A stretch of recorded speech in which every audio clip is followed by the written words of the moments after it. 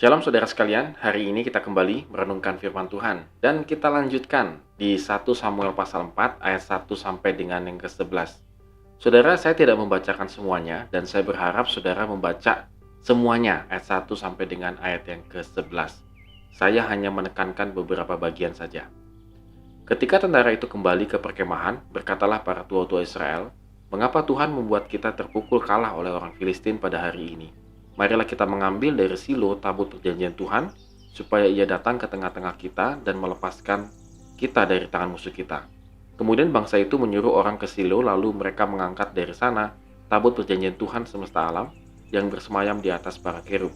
Kedua anak Eli, Hofni dan Pinehas ada di sana, dekat tabut perjanjian Allah itu. Segera sesudah tabut perjanjian Tuhan sampai ke perkemahan, bersoraklah seluruh orang Israel dengan nyaring sehingga bumi bergetar. Dan orang Filistin yang mendengar bunyi sorak itu berkata, Apakah bunyi sorak yang nyaring di perkemahan orang Ibrani itu?" Ketika diketahui mereka bahwa tabut Tuhan telah sampai ke perkemahan itu, ketakutanlah orang Filistin, sebab kata mereka, Allah mereka telah datang ke perkemahan itu. Dan mereka berkata, "Celakalah kita, sebab seperti itu belum pernah terjadi dahulu. Celakalah kita, siapakah yang menolong kita dari tangan Allah yang maha dahsyat ini? Inilah juga Allah yang telah menghajar orang Mesir dengan berbagai-bagai tulah di padang gurun."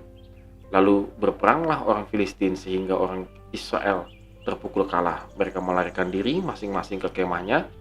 Amatlah besar perkekalan itu dari pihak Israel. Gugur 30.000 orang pasukan berjalan kaki. Lagi pula tabut Allah dirampas dan kedua anak Eli, Hofni dan Pinehas tewas.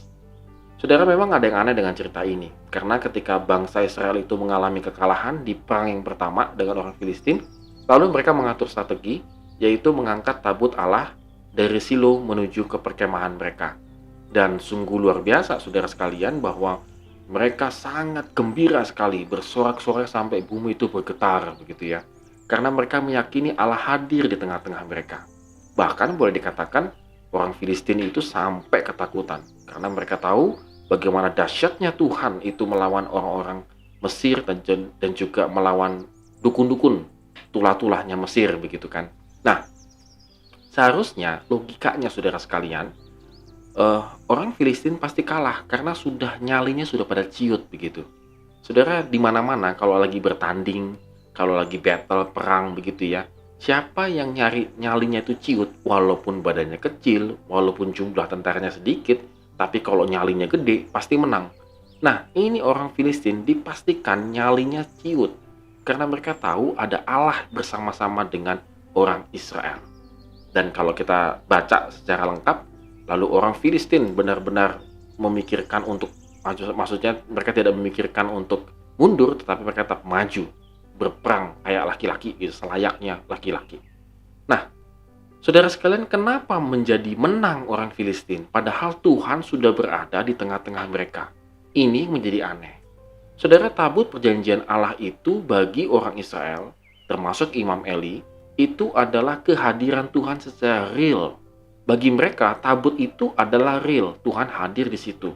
Jadi kalau Tuhan dipindahkan ke sana, Tuhan hadir di sana, di sini belum tentu. Kalau dipindahkan ke sana, di sana hadir, di sini belum tentu.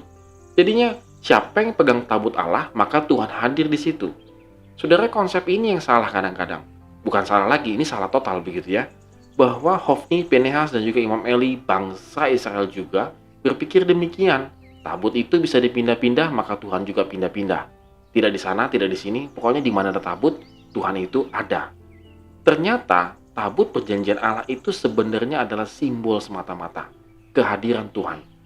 Bahwa yang Tuhan ingin rindukan kepada bangsa Israel dan juga Imam Eli dan kedua anaknya adalah mereka melakukan firman Tuhan. Ketika mereka melakukan firman Tuhan, maka Tuhan hadir secara nyata, walaupun tanpa adanya tabut perjanjian Allah. Karena tabut itu adalah sebuah simbol semata-mata. Memang ada kuasanya, memang kehadiran Tuhan di situ nyata.